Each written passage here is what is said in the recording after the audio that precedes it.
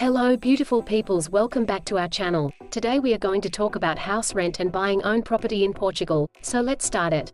Rent can be expensive, but the cost of living can be low. One of the biggest expenses you will probably have in Portugal is rent, especially if you want to live in Lisbon or Porto.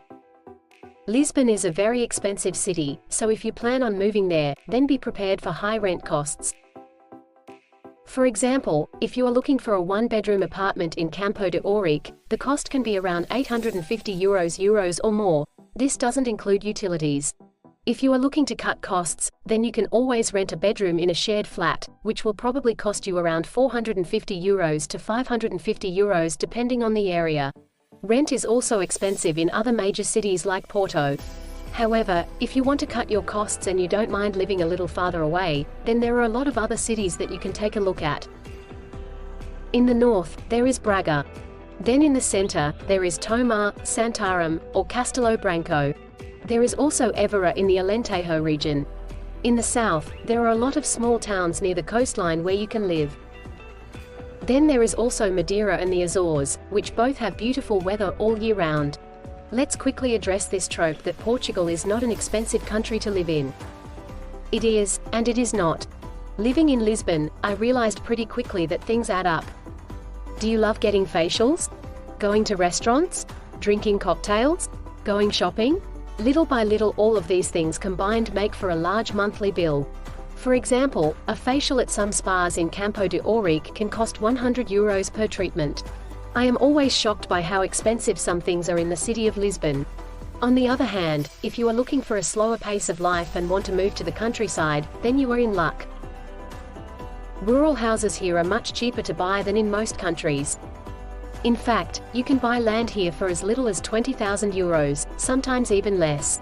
I have a couple of friends living in a small village around 20 minutes from Coimbra. They said that their cost of living is around €500,600 per month. If you want to live a little farther away from a city, then rent also drastically drops, but in these cases, it would be best to also have a car to get around in. Buying property is a process. There are a lot of people out there that want to retire in Portugal.